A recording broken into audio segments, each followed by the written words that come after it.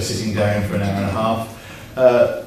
It's always a challenge on a Friday night, and we're delighted that Bishop RicThorpe has agreed to come to be with us tonight, Bishop of Islington, and I'm not going to say too much more because he'll do it much better than I will.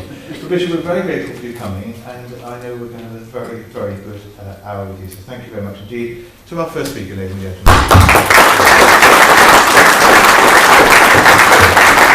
Thank you very much indeed. Well, it's great to be here, and it's a privilege to be here actually. So as we start, may I pray. Father, thank you so much for your church. Thank you love your church, your bride. Thank you, Lord, for just every person here and every deanery that we represent, every church that we represent. And we pray tonight and for the whole weekend, Lord, that you would challenge us and speak into our hearts and our minds and our experiences. Pray tonight that you would help us to begin to imagine what might be rather than just what is. And we pray that, Lord, you would just take us beyond where we are now to where you want us to be. In Jesus' name.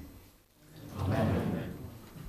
Amen. So, it's great to be with you. I had a conversation with my son earlier who, the most important question to him was, have you got the cable that connects the computer to the TV so I can watch a DVD?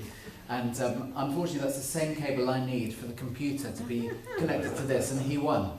So we've got 3 children, a daughter and 2 sons, 18, 16 and 14. I'm married to Louis. We've been married for about 23 years. We've got a dog, Tasha, who's quite skittish at the moment because she just had a quite big haircut. And she's a Springer Spaniel and very, very lively indeed.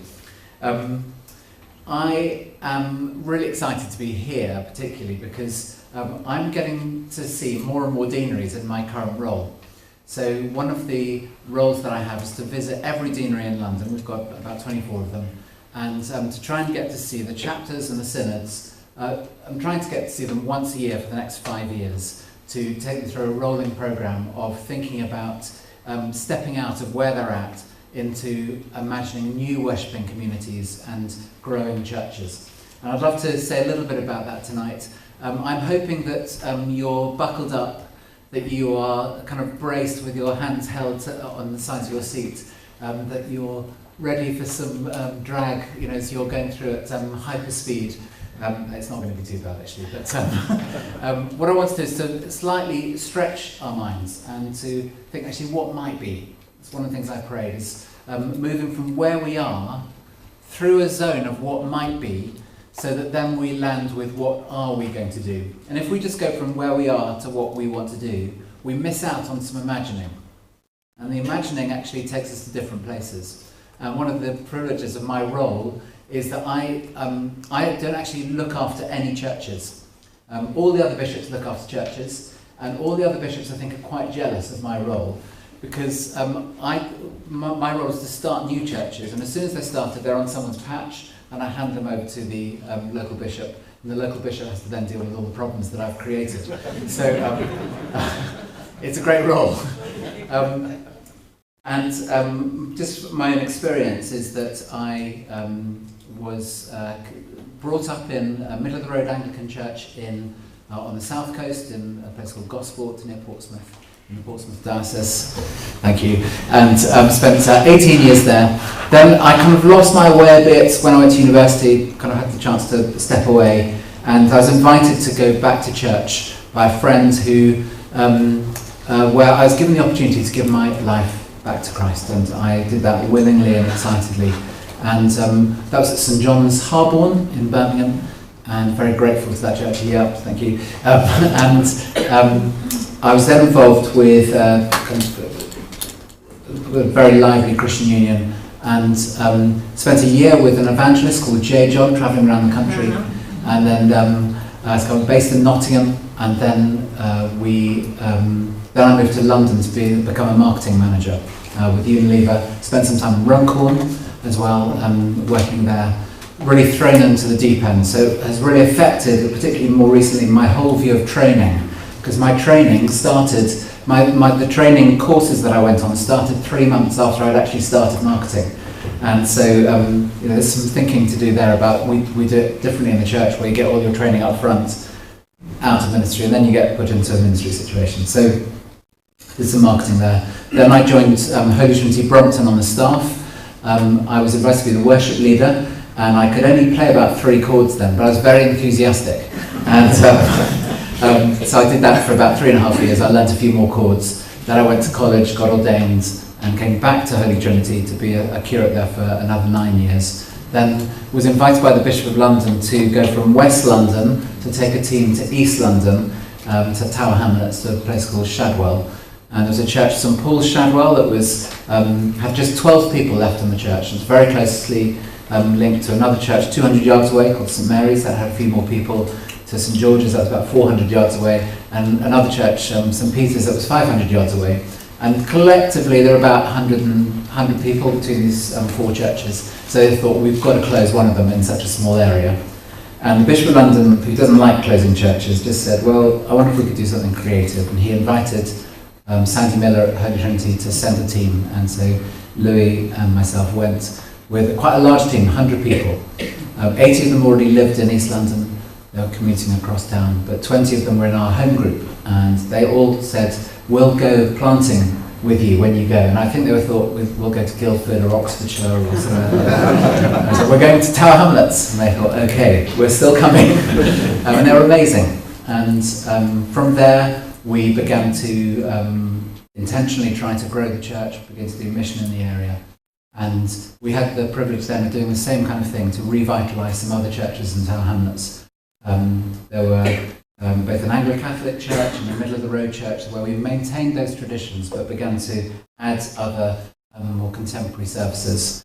And the third church that we were involved in, St Luke's, actually said, we've seen what you're doing, it's a liberal Catholic church, Christ Church, Isle of Dogs. Would you like to come and do something different in one of our daughter church? And so we sent another team there. These much smaller teams of 10 or 15 or 20 to each of those other churches. And they've brought those churches back to life. It's been really, really exciting to see that. Since then, the Bishop of London thought, okay, let's do a bit more of that, plus other stuff. And so he made me a bishop, and took a bit of time to go through the system. It was a revived see. So the last bishop, I'm the second Bishop of Islington. The first one was around in the 1880s. And he was responsible for starting all these new churches in North and East London when Victorian London was expanding. And apparently then you could get 25 people together, get their signatures, and they would appeal to the local bishop and say, can we have a new church? And they said yes. So it was as easy as that. And those churches started in a front room. There's no building, started in the front room of the house. And when they'd outgrown that front room, they then found some kind of bit of land, and they put an iron hut on that land. And they met in the iron hut and took warm coats because there was no heating. And when the church grew, they then thought, okay, we're going to save up for a stone church or a brick church. And they knocked down the iron church and rebuilt it as a stone brick church. And then when they outgrew that, they'd knock it down and build another church. And we see today the 4th generation of many churches in London. And one of the things I do in the deanery visits that I do, and I'll say a bit more about this later, I ask people to describe the origin of their church. Who started your church and why? Who started it and why? And what are the generations it's been through? So why don't you do that now? Turn to someone next to you and say, who started your church and why? Go for it. You've got 2 minutes.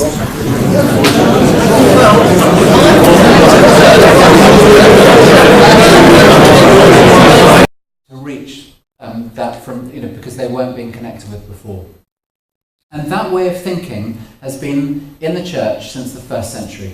That's why that was the motive of Paul going to, first of all, Antioch, and then from Antioch being sent by that church to start new churches in new places to reach new people. And one of the things that in the Church of England, we're such an institution that we forget that actually we've been constantly changing through the generations, and every generation has had to wrestle with doing something new. And so one of the things I do with deaneries is to help explore that space, to say, yes, we're doing what we can at the moment, but there's so much more that we can do. And particularly as we think about the next generation and those who are coming, we need to be imaginative and creative as we think about how to reach those people in the same way that our forebears did when they actually planted our churches, when they redeveloped our churches, when they did things that nowadays we would think you cannot do that. They used to do extraordinary. So the Anglo-Catholic church planting movement in Tower Hamlets and in Hackney was so outrageous that they just used to build churches without any consultation at all, and it would blow your mind, in terms of consultation, no consultation, checking out what other churches think, no checking out, wondering, if we should talk to anyone else, any other denominations, absolutely not. So it was just, they just went for it. And because it wasn't gung-ho, it was just a determination to get the gospel out, to preach to people, because they knew the need, they saw the need. So what I'd love to do in this presentation, and I'll try and keep you awake a little bit, I'll get you to do a little bit more of interactive stuff as well, is to posit something which is challengeable. But I will respond to that challenge all the way, and this is the challenge. Can you put the next slide up, please? That is the statement. Every church can grow. Every church can grow, which means that every deanery can grow. So, we start with the call of Jesus. The vocation of Jesus was to go into the world and make disciples. That's what he calls each one of us to do. That is an expansive call. All the way through the scriptures, we have the command to go and multiply stuff. Genesis 1, go and multiply, be fruitful and multiply. So it's in our genes that we multiply. That's why we've got children. That's why you're here, because someone else thought we should multiply. But it's the same with churches. The parables of the growing kingdom, they're multiplication parables. This command from Jesus to go into the world and make disciples is a multiplication command, a statement of intent. So the call of Jesus is to go out and to grow stuff. There's also the need. So if you press twice now, that's it. We are responding to a need. At the moment, 8% of people go to church in England. 1.9% I think are Anglican. Now we can think, okay, we're a bit challenged by the decline, the stats that keep on coming through, and we can get despondent or just worry what's going on. You can focus on that, or you can focus on the need, which is the 92%. And actually, I'm saying this partly because that's all I spend my time with, the 92%. To think, actually, how do we reach them? How do we connect with them? Help the church to do that. So, if we respond to the need, we need to think, okay, why are they not coming to our churches? There's a lot we can do within our existing churches, and there really is. And we want to learn from those who are doing it. We want to challenge ourselves to the ones where we're struggling. And struggling is okay. We need to, face up, man up to, what is going on around us. But then we want to say, actually, how can we connect with those who aren't coming? Why are they not coming? Everyone is made in the image of God. They have, that God-shaped hole. Pascal's, comment about we're created with a God-shaped hole within us that can only be filled with Jesus Christ. So actually, how can we do that? Just beginning to be creative, and it's almost certainly going to be different to what we're doing. And that's difficult for us. But actually, we need to respond to that need, the need of every person to know Jesus Christ as their Lord and Saviour. The third thing is that a church can grow as the result of an intention. Being intentional makes a difference. If you say, I'm going to grow my family, you're involved in a process of intentional activity in order to do that. If you don't do anything, nothing will happen. But if you do things, children will be born. In exactly the same way, if you're intentional about growing your church, you start saying, actually, how are we going to do this? Let's make it happen. If you're not intentional, it's almost certainly not going to happen. There are lots of ways that can be done, and there are lots of people and places to learn from with that. But without intention, it's probably not going to happen. One of the things that is important is within that intention is to think about the culture of the environment. So there's an expectation of growth, where we say actually we want to see growth, and we start preaching for it, we start praying for it, we want to create a kind of dissatisfaction with where we're at the moment, so that we're moved to do something about it. So intention is so important. The fourth thing is that we need to recognise that change is necessary. One of the things that I've started researching and investigating a lot now is what makes churches plateau. So there are various levels that churches get to, and they get stuck there. So in St Paul's, we just got stuck at particular levels, and we tried really hard. We stayed sometimes at a place for months or years, because we looked at the numbers, it's still not happening. And we needed to learn from outside our church actually what we could do to break through that plateau. And here's a little bit of interesting stuff that's been researched. Churches that are around the 50 mark, if they want to actually grow past 50, it's not the leader who's probably going to make that happen. It is actually the consent of the whole group. Because you can have one or two people who just say, I don't want this to happen, and any initiative of leadership or anything else will just stop that from happening. And we know that, don't we? There'll be some very strong-minded families, or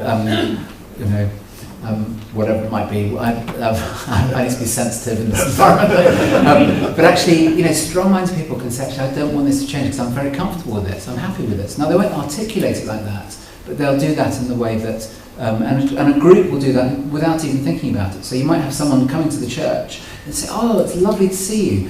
Where are you visiting from? So a church growth person won't ask that question. They'll say, oh, it's great to see you.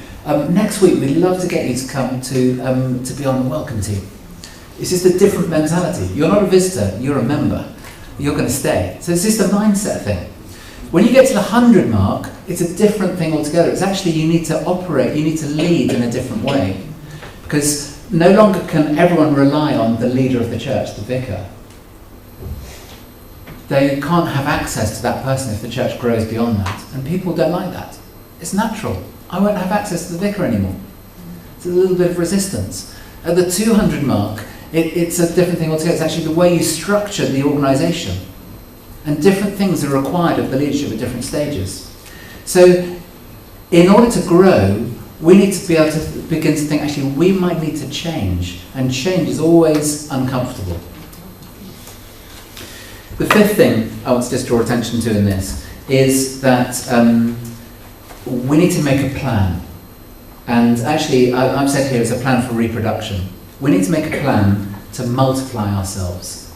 For some, that might mean a bit like what happened in Shadwell, where it's revitalising what was there before. But reproduction can also be different services reaching different groups of people. Or it might be beginning to say, actually, at the other end of our parish, no one coming to our church from there. Let's do something new over there, perhaps in a school or on an estate or something like that. So it's just beginning to say, actually, how can we reproduce what's going on here somewhere else? And that might be done differently or might be done exactly the same. But it's no surprise that in supermarkets, if you want more customers, you put more checkouts in. It's the same with church. If we put more churches in, we will get more people. It's not rocket science. But we need to make a plan for that, because that either costs money or it involves more leaders, more people, different ways of doing things. But when people make that plan, it's amazing what happens. Every church can grow. Every church really can grow. But with some of these things, I think this is the beginnings of being able to shake things up and think, okay, how might we do that? In London, we are, and I recognise, London's London, and there are lots of places that aren't London, so that's fine. In London, so I'll just speak from my experience, and please pick up anything that you think might be relevant for you. If none of it's relevant, no problem at all. So, One of the things that I was given as a role before I became bishop was to set a target for the number of church plants that we could do. So they'd recognised that there was some church planting activity that had happened in London over the years. And they said, actually, let's do some more of that. Let's be intentional about that. So they have something called Capital Vision, which was set in 2013 leading up to 2020. So Capital Vision 2020 is the overall vision of the diocese for there are 10 specific goals that they're trying to go for: to be more confident in the gospel, to be more compassionate with the love of God, and to be more creative in the power of the Spirit. So one of those goals, they said, okay, let's do something around church planting. They said, Rick, what is the goal that we need to set? So I slightly naively said, okay, why don't we just do 100 new worshipping communities? And I didn't really think about how it was going to be done, and I thought, well, I can always move if, you know. Everyone said, yeah, 100, okay, you're going to deliver that. Oh, okay. Now, of course, it's not me who's going to deliver it, it's the churches that are going to do it. And whenever I've talked about this goal, people have said, actually, that's just quite bold, and I don't think it's possible. But then when I unpack it, and I'll do it in a minute, people go, actually, maybe it's not enough. So, let me just first of all explain our process, how we begin to think about approaching that, and then I'm going to show you what we're actually doing. So, the next slide, please. I was a chemical engineer by training, so I like pipes, and I like fluid flow, and so I think pipes a lot. The problem with pipes is if they're too small, they're restrictive, so we might need to change the model soon. But anyway, we've got the pipeline. That's the way we're thinking about how we deliver 100 new churches, new worshipping communities. And along the bottom is just the broad structure. We're identifying opportunities. That's places and people. So places where we can plant and people who can plant these churches. We're then, as soon as we've got those in place, we then develop the idea. We develop the concept till it actually comes out of the pipe and we plant it. And then we, in the planting, there are various things we do. So I just want to unpack very briefly what we're doing in this. So in identifying what we're doing, identifying the opportunities, there's a kind of top-down and a bottom-up way we do this. Top-down, we work with area deans and archdeacons and bishops to say, you know what's coming up strategically, where there are vacancies and that kind of thing. So you can, any things that you think are possible, we'd love to know about it. You also know about the church schools, huge opportunity with church schools. Are there any of those in your patch? And any opportunities that you know about. And by the way, you've probably got access to the funding and how you work those things, so we want to have conversations around it. So it's bishops and kind of top down. But then there's bottom up, the actual deaneries. Deaneries, we know that in our synods, and I say more than chapters, synods, they know what's going on the ground. They know their patch. They've been there for years and years and years and years, and they know the opportunities. And one of the things we do with deaneries is we do a mapping exercise. And I'll show you a picture of this in a minute. But where we get the deanery to, we do a big map. In fact, I might just show you. Can we just go to 2 slides on from this? Not that one. Okay, so we get people, we get a 3 by 3 metre piece of paper. It's photographic backdrop paper. And we draw the outline of the main features of the deanery. No boundaries. Can't have boundaries. Too controversial. So you just draw the line, the roads in and the parks and the main features. And then we say, okay, draw in where your church is and any other other denominational churches.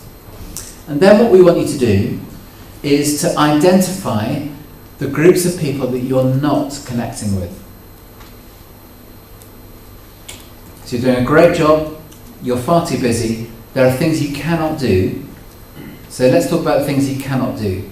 Who are the people, the places that we're not connecting with, particularly those where other churches aren't connecting with us as well. And we get them to do to scribble all over that large piece of paper. It's great fun. It's the most uniting thing I've ever seen, because you get people who normally don't talk to each other arguing over which side of the road a particular place is on. They're on their hands and knees, so it's very levelling as an experience and very energising. We've had great fun with it. And then they come up with a long list. That's the long list on the right. And the long list is every opportunity you can think of what you could do. So we talk about estates that are unreached or schools that we could do something with. On this one, this is the North Camden Deanery, and London Zoo is in their patch. And so they thought, well, why don't we do a church in the zoo? I was thinking animals and giraffes, how would they handle, but actually they did do a service in the zoo recently, and it was really well attended. So you think, okay, this is a group that's beginning to be really creative about what could be done. There's another one which is a skeptics church. And so there's people beginning to say, what could be done, what might be? And as soon as you've got what might be as a question, we then take a short list out of that long list. And the short list is very simply 4 or 5 or 6 genuine possibilities that we think, actually, over the next 4 or 5 years, we could do this. And of course, this is just a snapshot with 5 years to go. If we do this again and again and again, that short list is going to keep on growing because they've seen some of the possibilities and we've worked out how to do it. And that's why 24 deaneries, 4 or 5 per deanery, actually you've covered it easily. So that's what we do with deaneries. So back to the pipeline. No. So you've got bishops, deaneries, sending churches. These are churches that, for us in London, I've approached any church over 200, but actually any church. How many people does it take to be in a church? 2 or 3. Thank you. 2 or 3. So that's the size of a church. So if you've got 4, you can church plant. We often think, you've got to be like HDB to church plant. No, that wasn't enough for the New Testament. They just planted churches. I think it's interesting, in the church of Ephesus, on Paul's 3rd missionary journey, he spends 3 years in Ephesus. He never leaves the city. And yet, more churches are planted during that 3-year time than any other mission journey that he did. What was he doing? He was raising up church planters, sending them out, who went to the other cities, all the ones mentioned in Revelation 2 and 3, the letters to the 7 churches, they're all planted during this time. And then they planted into the towns and into the villages. Over a 3-year period, Luke was able to say in Acts 19 verse 10, all Asia, that's the kind of western half of Turkey, all Asia has heard the gospel, both Jews and Greeks. They've saturated the whole area in just 3 years through church planting. So it doesn't need churches of 1,000 or even churches of 200 to do church planting. Any of us can do it. It takes that intention. So we gathered some churches together and said, look, you should be planting, you should be sending congregations. And there were about 30 that we gathered. And there was such an enthusiasm amongst those people to say, actually, we would love to do this, but we just don't know how. And that's the beginning. We'd love to do it, but we don't know how. And they've got learning hats on now, and we're just beginning to initiate some of those things. Exciting. And of course, the colleges. So we identify places and people through these things. And they're like inputs into the pipe. Once we've got those ideas, we then assess them, do kind of consultancy with them. That's most of what I spend my time doing. Then we assign a coach, someone who's got an hour a month to give them a phone call, someone who's either done it before or someone who knows a little bit about what they might do. And it's just asking questions. Then we train them on a church planting training course. We do that on Thursdays, 3 times a year. And then we fund them. The Strategic Development Fund from the Church Commissioners is brilliant. If you do this kind of thing, they'll almost certainly give you money, so that's good. We've used some of that money and some of the dust money to fund pump prime these church plants. And once they're ready to go, they plant. And day 1 of a church plant is the plant. Day 2 is church growth. That's what we're all into. So we help them to grow. And they're very intentional about what they want to, so they're active learners in that. We then promote those churches, so we give them a press pack and help them to promote themselves. But also we want them to promote themselves in the diocese, so that other churches think, oh, we could do that as well, and promote them to the bishops so that they go, do you know, I think we could do this. And to deaneries going, when are we up next? We'd like to do this. And to colleges who start going, actually, we want to get people planting churches and sending churches saying, me, I want to go next. So that's why we promote them. And we're very enthusiastic about it.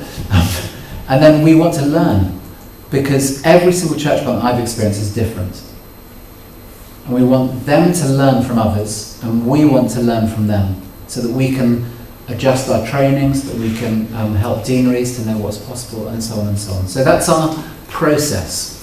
Then we say, okay, if that's the process, what do we actually do? So 100 churches, are they all the same? No, they're not. They look like this. So there's a few more models than this, but the next picture is, how do you get to 100? lots of different ways.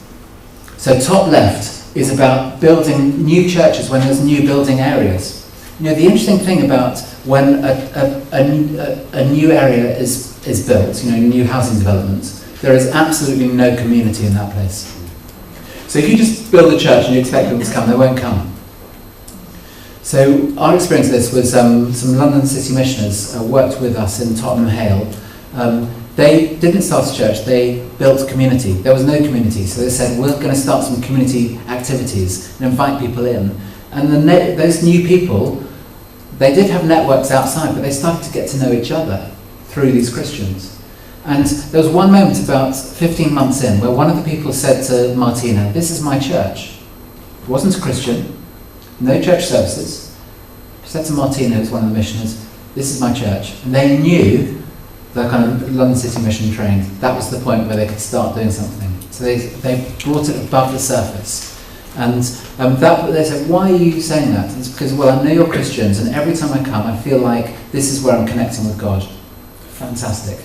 So building community first, then you're in a space where you can actually start worshipping services. Now, these new builds, you need to work with the developer for years in advance. So we've got a plan to work, we're doing that with actually about 10 projects at the moment. Then it's reopening closed churches, that one with the door closed. So St Albans Acton Green, that was just about to be sold, and the whole community wrote letters saying, please don't sell it, please don't sell it. But actually, the diocese was committed to selling it. It was part of their budget and everything.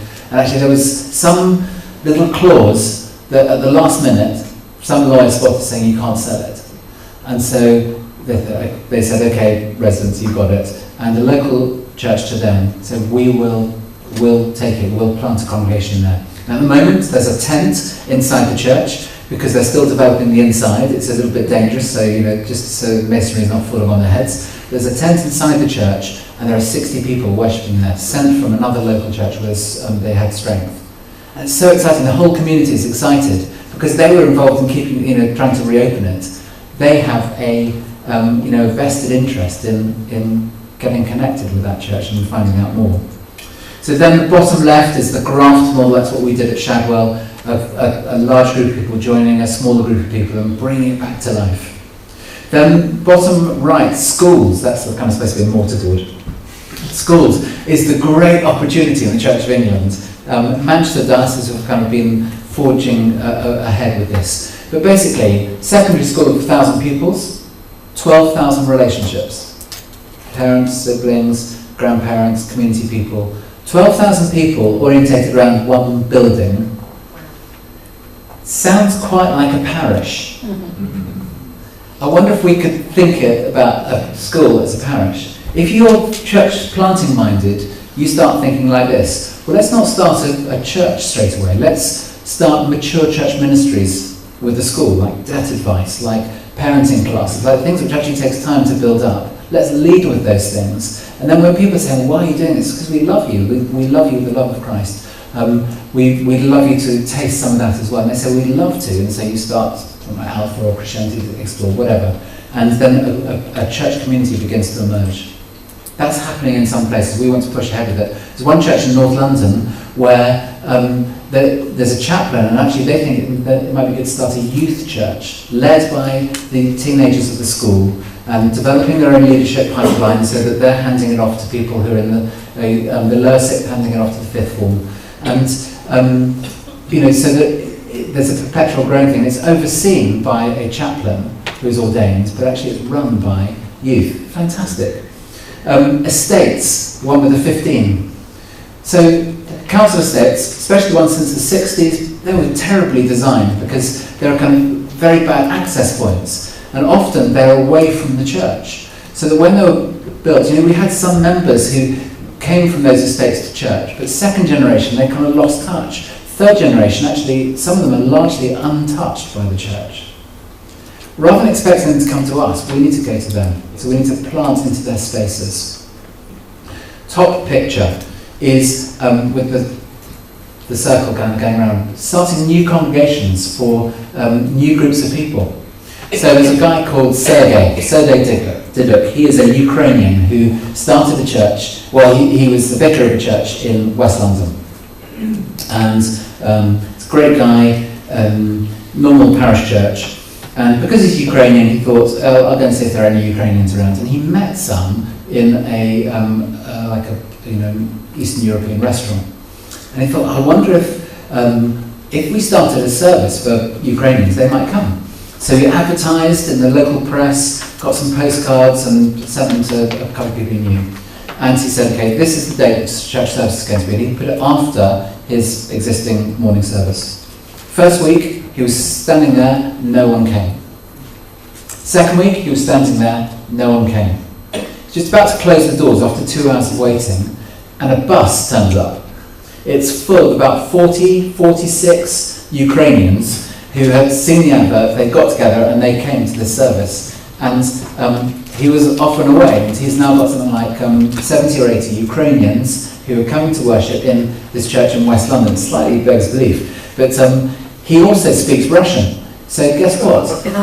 He starts a Russian-speaking service in another church in Hounslow, because he knows that actually this is between two Russian areas. So this one's where all the rich Russians are, and this is where all the kind of working class Russians are. And he thinks, okay, I'll do something in the middle, and then when it's time, I'll plant the church there, and I'll plant a church here for Russian speakers. So he's got it. But it's just starting new congregations, reaching new groups of people in new ways, but using existing facilities. It might be if you've just got older people coming to church, and there are young people in the area, you can think, actually, could we do something for young people in that place? Or it might be there's a traditional service, could we do a contemporary service? It's just thinking in different ways, new things for new groups of people.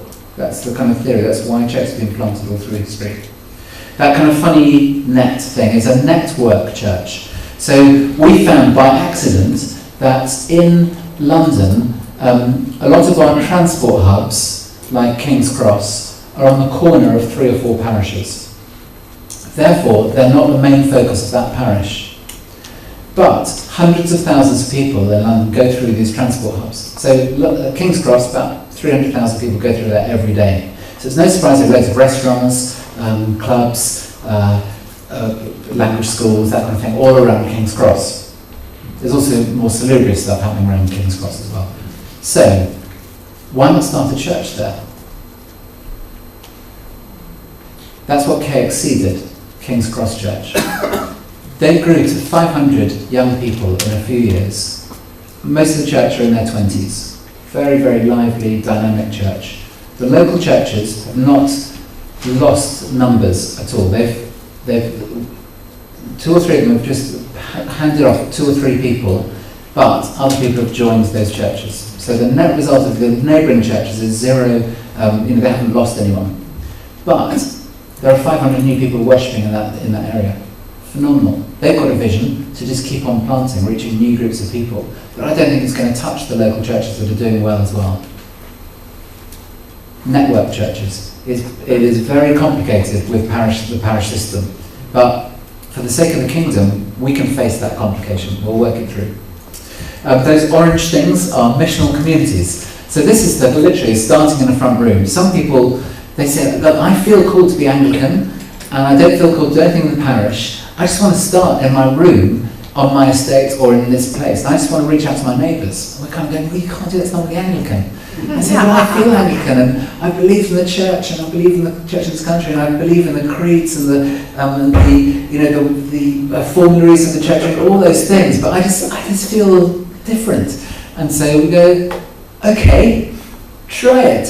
And these people are just starting to grow churches that grow to about 20, 25, and they don't keep growing. They say, that's enough, that's about right, we're going to start new ones. They take some of those people, go to another place and start the same thing, multiplying missional communities. These ones are led and can be led by lay people as well as ordained people. We've got ordained people who oversee groups of these missional communities. But the other one, that might be the kind of the family group, the other one where there's a guitar or an artist's palette.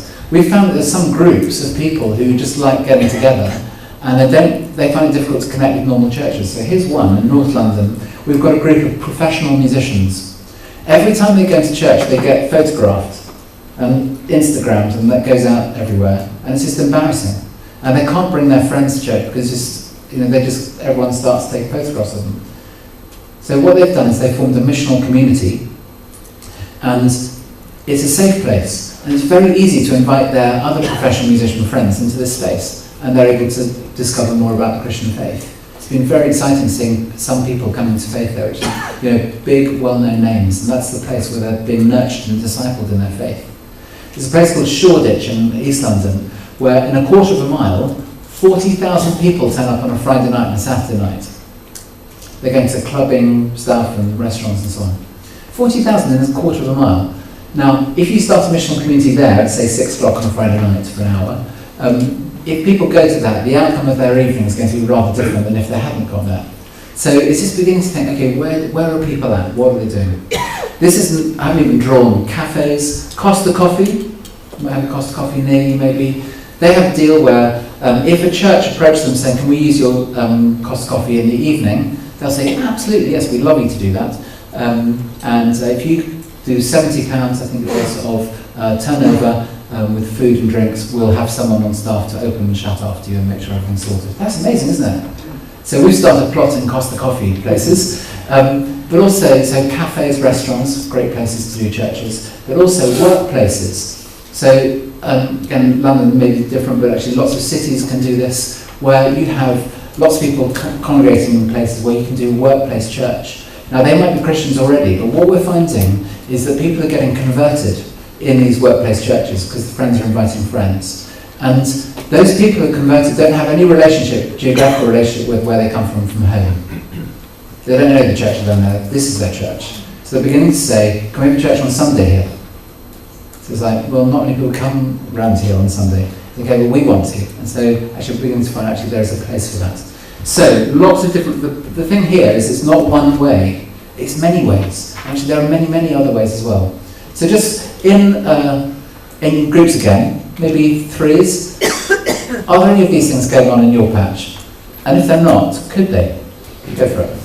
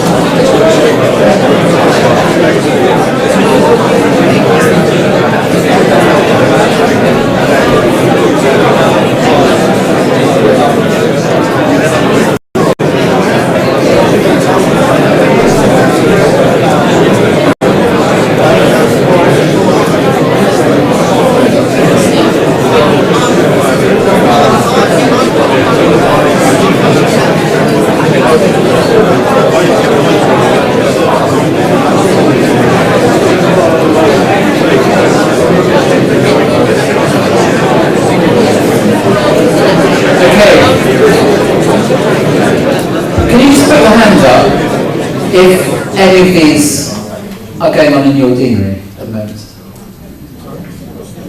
Any of these? Can you just look around? That's encouraging, isn't it? Yeah? Brilliant. So, we want more. We need more, which is exciting. So, that's what we're doing, all the different models, and that's the process we're doing it with. One final thing, and then some challenges for us to think about. One of the new things that we've been doing, we're copying really from Bath and Wells, which I'll come to in a minute, are church growth learning communities. So I've been involved in 3 learning communities before, which are a 2 or 3 year process, where you kind of you get together every 6 months for 2 days in a team with your church. So 3 or 4 people in your team, and it's people, could be lay people and stuff, whatever. But it's people who can make decisions that will enable the church to move forwards in some way. And I did it with church planting and with leadership development and with giving. And we've started these communities around growth, and our aim is to get 100 churches in London to go through a church growth learning community over 2 or 3 years, to begin to start asking the question, how can we grow? Both not just in number, but in depth. How can we grow in our discipleship? How can we grow in our relationship with God? How can we grow in relationship with our neighbours and our mission, but also how can we grow in number?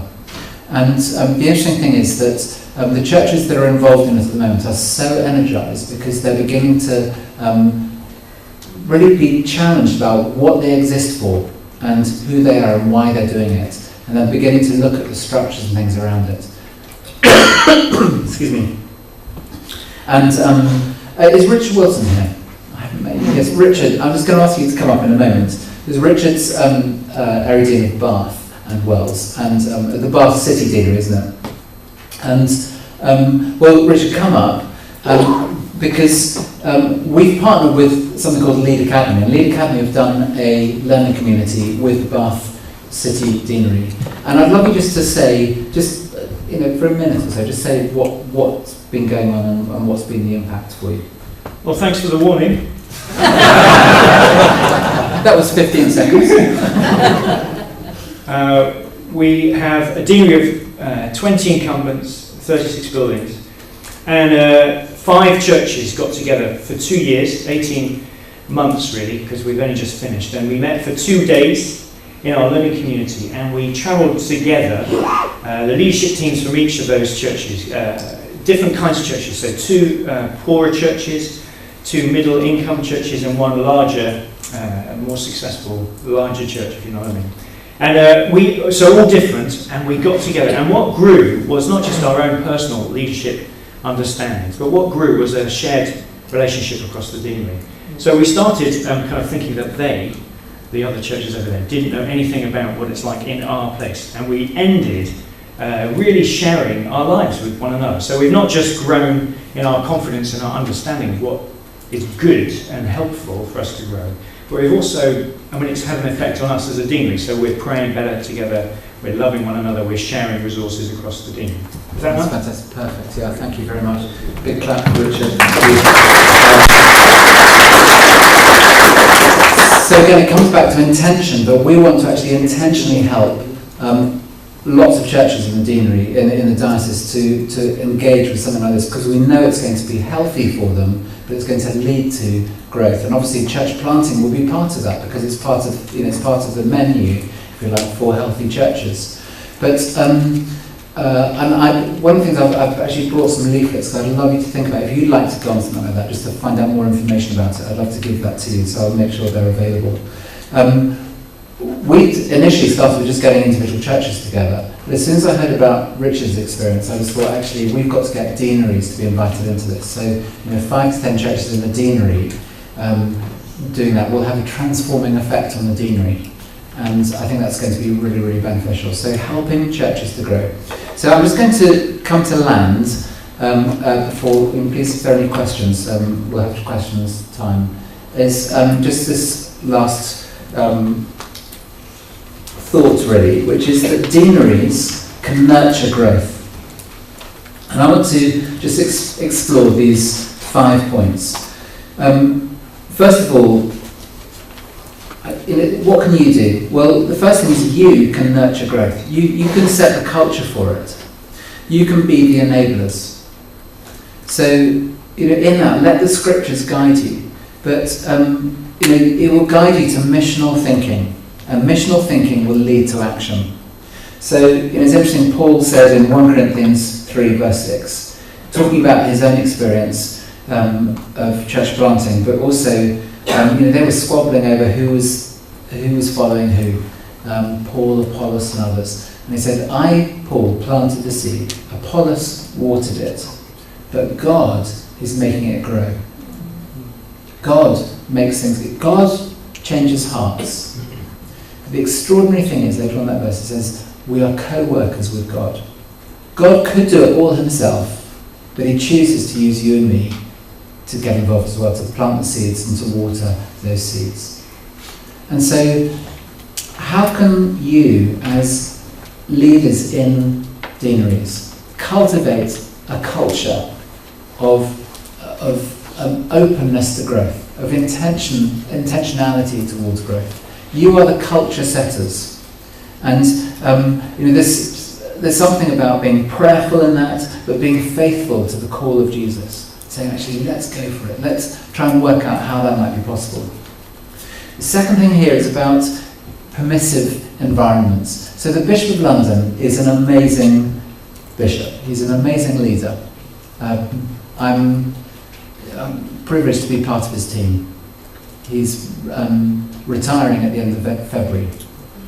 And there's a lot of reflection going on and so on. But one of the things that one of his principles is that he just says, let 1,000 flowers bloom. Now, it has its issues, but basically what's behind that is, go for it. If there's life, go for it. He doesn't say no. He says yes. And actually, if it's not right, it'll just wither and die. If it's too right and it's causing problems, actually, those will emerge and we'll face them as we go along.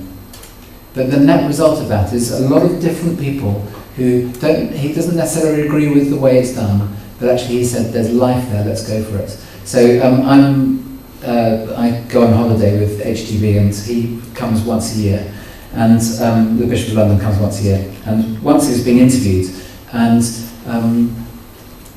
Nicky Gumbel, who was interviewing him, said, would you like to say a few words to this group of people? And he said, yeah, I'd like to.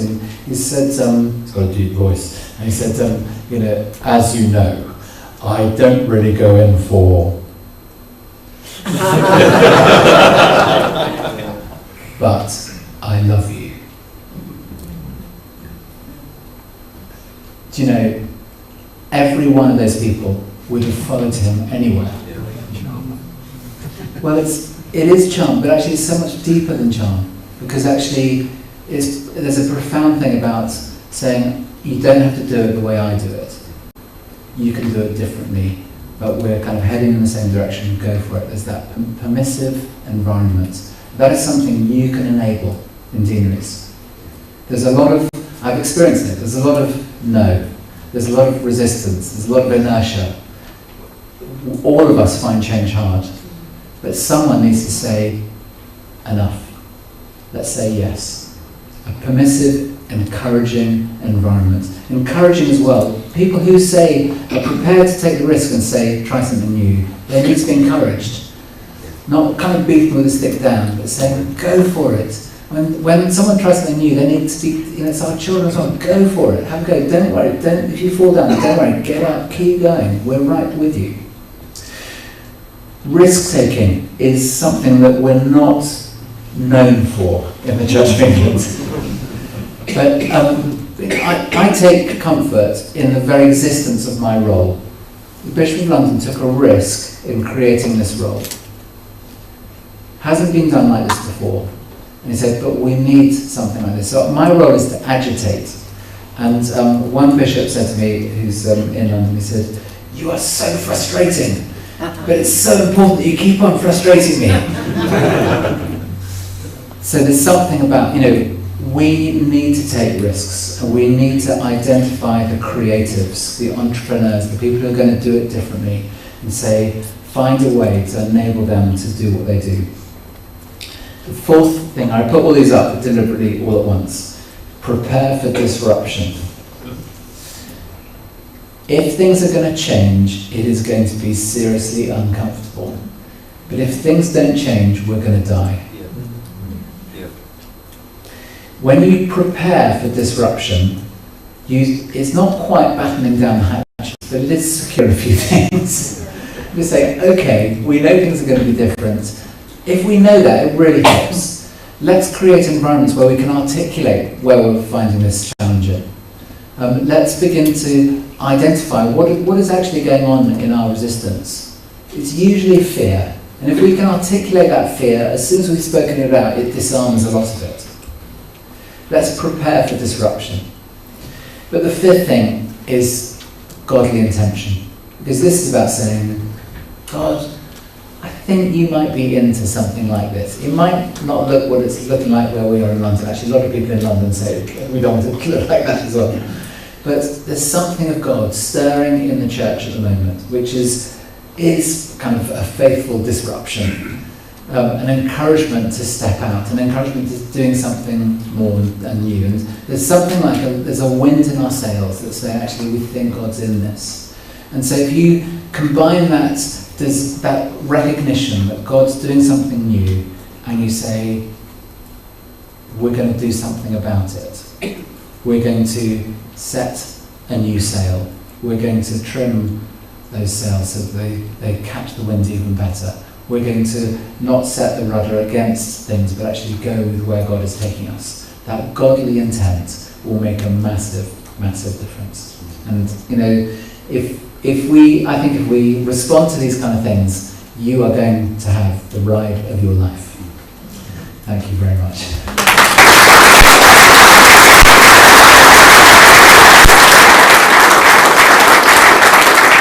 So, a few questions, and then I think